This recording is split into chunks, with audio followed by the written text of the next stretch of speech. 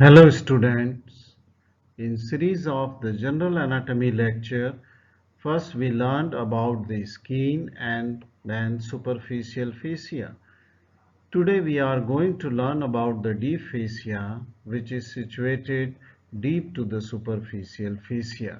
Let's move to the next slide where we will learn about the deep fascia is an inelastic connective tissue membrane which is made up of irregularly arranged collagen fibers. Okay, and these collagen fibers are inelastic in nature and they form an irregular arrangement into the layer of the deep fascia, which is membranous structure just like the paper. Now this deep fascia covers the structures, deeper structure of our body such as muscle, nerves and vessel. Okay, and this deep fascia is absent at certain places in our body, otherwise it is well developed at most of the places in the body. Now the fascia is absent in face. The reason is that here the muscles which are taking origin from the bones of the skull, they are directly gaining attachment onto the undersurface of the dermis, and because of that, okay, deep fascia is absent. If deep fascia would have been present there, okay, between the muscles and that of the, I mean to say, skin, then the muscle cannot go directly to the skin to get attached there. Okay, similarly the deep fascia is ill defined, okay, are not well developed in thoracic and abdominal region, and this is because both this thoracic wall and the abdominal wall are involved in the respiration, so they are moving. Okay, now, if we see the deep fascia, which it shows the following modification. So, otherwise, the deep fascia is a tight sleeve, okay, or layer of membranous inelastic layer which cannot be stretched. It has no elasticity, and this covers the deeper structure. Okay, our limbs, okay, upper limb, lower limbs, in the neck, there are three layers of deep fascia, okay, and it's tightly covering the limbs, okay, tightly. Now this deep fascia also shows lot of modification. That means that there is or various structures we are formed by the deep fascia at certain places which are called as the modification. The first modification which we will learn about the deep fascia is the intermuscular septa, okay, then retinaculum and fibrous flexor sheath. We will learn aponeurosis, ligament and the musculovenous pump. Okay, one by one we will learn about these modifications of the deep fascia. Let's move to the next slide. Now the deep fascia here, which is the first modification, is called as the intermuscular septa. What is intermuscular septa?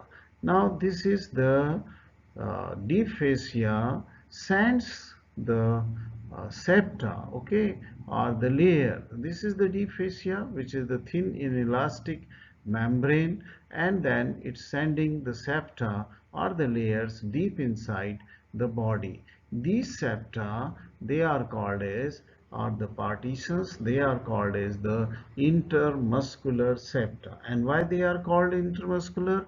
Because these partitions of the deep fascia deeply are extending between the groups of the muscle. Okay, so for example, this is this intermuscular septa.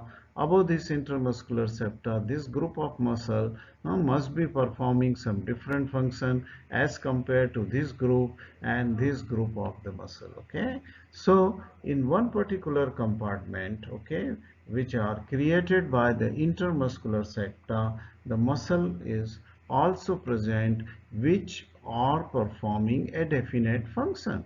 Say for example, the muscles which are present in this compartment may perform the function of flexion, then in the other compartment the muscle will perform the function of the extension. So as per the group of the muscles which are performing different function, they are separated from each other with the help of the intermuscular septa, okay, which are nothing but the modifications of the deep fascia. So the intermuscular septa, which divides the deeper structure into various compartments, okay, it first thing which we learn is that they separate the groups of the muscle. Then another important fact of this intramuscular septa is that they also restrict the infection or the spread of infection from one compartment to another compartment, right? So there are the other functions of the intramuscular septa, that they will just limit the muscles of one particular type or one group, and thus will facilitate the action of this muscle within that group, okay, within that group. So this is the utility of the intermuscular septa, which are derived or which are modified uh, of the modification of the deep fascia. Now this slide shows the another modification of the deep fascia called as the retinaculum. So first we will learn about the retinaculum. So whenever the tendons are passing deep to the joint or close to the joint, okay, crossing the joint, say for example, okay, in that area the deep fascia becomes especially thickened. Say for example, when the tendons are passing close to the wrist joint, then the deep fascia, which is uh, in relation to the wrist joint, will become especially thickened. For example, here let us see, this is a cross section from the wrist joint. These are carpal bones, and this is the deep fascia. This is a specially thickened layer of the deep fascia which has formed what is called as the retinaculum. Okay, similarly around the ankle joint also, because tendons are passing close to this joint, okay, deep fascia which covers these tendons will become thick, okay, and forms what is called as retinaculum. Now this retinaculum is it helps in retention of the tendons, okay, see, this will keep the tendons which are passing close to the joint closely applied to one particular place against the bone. It will be, this will be will be kept very close to the bone or the joint, okay. Say for example, in front of the elbow joint, I mean say in front of the wrist joint or in front of the ankle joint, okay. Now, this retinaculum in one way thus forms what is called as the osteofibrous tunnel. See this, one of the, on one side it is the thickening of the deep fascia which is called as retinaculum, on other side is the bone. Thus in between the retinaculum and the bone, this space is called as osteofibrous tunnel. Osteo means bones and fibrous means this, the connective tissue, then dense connective tissue of the deep fascia, okay. So that's why it is called as osteophyte. So this is that tunnel. So a tunnel is formed through which these tendons are passing, okay. Now, and another modification of the deep fascia is seen when it is passing in front of the palmar surface or onto the plantar or palmar surface of the hand or the sole, okay, hand or the sole. Now this deep fascia there also become in front of the finger, will also become, I mean to say, thickened to hold the tendon which are passing deep to it, okay. So in the next diagram you will realize that this kind of the, I mean to say, thickening of the deep fascia in front of the palmar surface of finger or onto the plantar surface of the toes, okay, in the feet, okay, they are called as the fibrous flexor sheath. So I am moving to the next slide where I will show you the fibrous flexor sheath. Let us see here first the fibrous flexor sheath. These are the metacarpals, okay. These are metacarpals and these are the phalanges. The proximal, the intermediate and the distal phalanx is here, and this is the metacarpal bone just in front. This is the palmar surface of those finger, you will see that the deep fascia will also become thickened here, because it is holding the tendons of the fingers which are passing uh, in front of these bones. So this arrangement of thickening of the deep fascia in front of the finger, okay, or on palmar surface of the finger, is called as the fibrous flexor seal. Now these are the retinaculum. Now you can see here the band of the dense connective tissue, which is deep fascia, that is modified form or just a derivative of the deep fascia, okay, where it has become spatially thickened. Deep fascia has become spatially thickened, and this deep fascia is attached to the bone, and deep to it are passing are the tendons. Okay, these tendons are going towards the toes. Okay, some of these, see this on this side also, this structure is also the retinaculum, which is nothing but the thickened deep fascia, and deep to which these tendons are passing.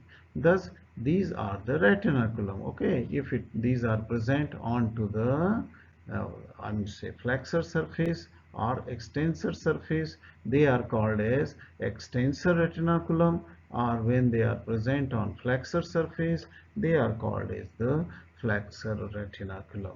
Now another important aspect of this formation of retinaculum is not just to hold the tendon close to the joint, okay, or to retain them, that's why they are called as retinaculum, but another important aspect is that now this retinaculum, they act as a pulley. Okay, so the tendon, they change their direction. See this tendon coming here, it will change their direction. See this tendon coming here, the flexor retinaculum, and they change their direction. So the direction of the pull of the muscle is thus changed. Now I will move to the next slide, which will show you another, okay, development, I mean to say modification of the deep fascia. Now this deep fascia sometimes act as a musculovenous pump, especially in the lower limb. Okay, as I said that this is, say for example, the cross section of the leg. Okay, leg is a part of the lower limb which is present between the knee joint and the ankle joint.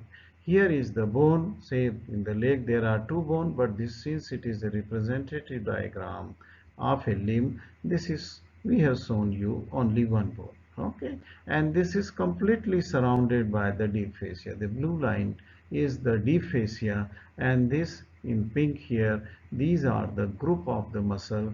This is the intermuscular septum. Okay, this is intermuscular septum.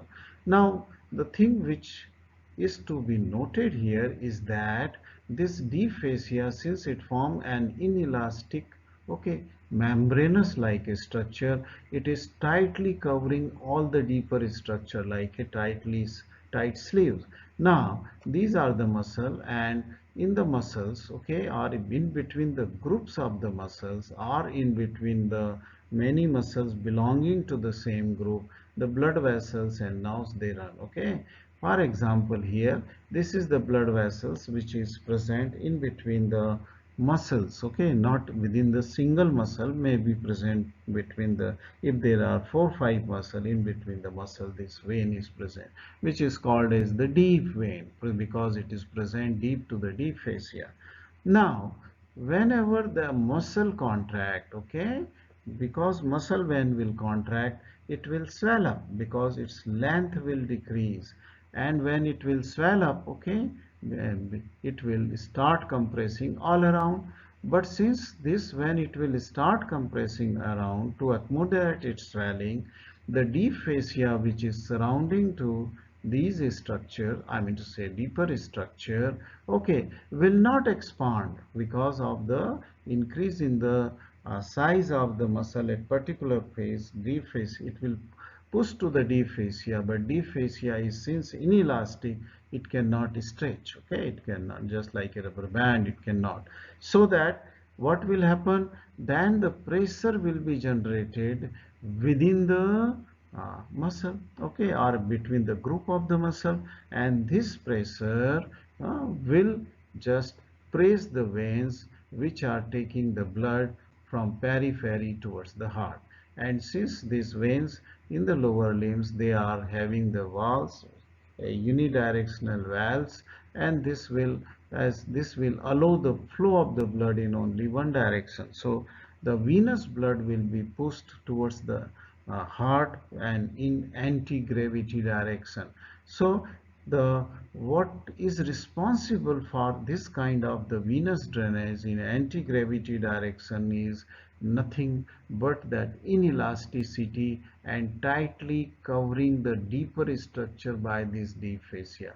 Now suppose if you cut this deep fascia, then that function is lost, so that the uh, venous drainage towards the heart will not be effective, and the blood will start collecting in the deeper tissue and swelling will take place. Okay, then this whole mechanism is called as the musculovenous pump. Okay, why it is called as musculovenous pump? Because here the muscles are contracting and they are pushing the blood within the veins, okay, to go in anti-gravity direction in the lower limb to reach to the heart. This is an important factor in the circulation, venous circulation, okay, venous drainage, I would like to say. I hope you have understood the mechanism of the musculovenous pump, which is provided by the deep fascia due to its inelasticity. And why the deep fascia is inelastic?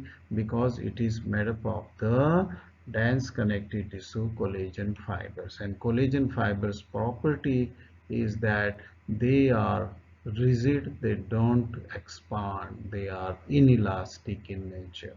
On the other hand, elastic fibers are highly elastic in nature. I think we should move to the next slide quickly. Now another modification, okay, of the deep fascia is seen in front of the palm, okay, just beneath the skin and superficial fascia of the palm, the palmar surface, and on the sole, okay, in the feet. Okay, here this modification is an spatial thickening of the deep fascia, which deep to this uh, modification, okay, they hold the tendon again and protect the veins, arteries and nerves which are passing deeper. And this modification is called as aponeurosis. And if this aponeurosis is present, as you can see in this diagram, see this aponeurosis is a modification of deep fascia where it becomes especially thick. Okay, this protect the tendons which are passing towards the finger, and they lie deep to this palmar aponeurosis, right? Palmar. And in case of the foot, this deep fascia become this especially thickened, and this is called as plantar aponeurosis. So aponeurosis may be palmar or plantar depending on whether it is present in palm, that is hand, or in the foot, okay, sole of the foot, right? So this is a mechanism by which the tendons are again kept close to the deeper structure, and the deeper structures, they are protected. We go to the another modification in the next slide, and these are called as the ligaments. What is ligaments? Ligaments are fibrous band, okay, made up of dense connective tissue collagen bundles, and they connect the ends of two adjacent bone at a joint. So ligaments are thickening of the deep fascia. They are modified form of the deep fascia, which connects the end of the long bones at joint. And these are made up of, since the bundle of collagen fibers, and since they are inelastic, they keep the bones which are forming a joint held together in one place. Okay, imagine that if these ligaments which are just connecting the adjacent bone at a joint would have been elastic, then this joint would have not been a stable joint, it would have been a weak joint. Okay, so they are inelastic and holding, tightly holding the bones, okay, in contact with each other at a joint. Okay, now as these ligaments, they may be either round or they may be flattened ligaments. Okay, and since they are inelastic, they hold the ends of bone tightly during the various movements. So they allow the movements. Okay, they are not just only tightly holding the bone, they also allow the movements during the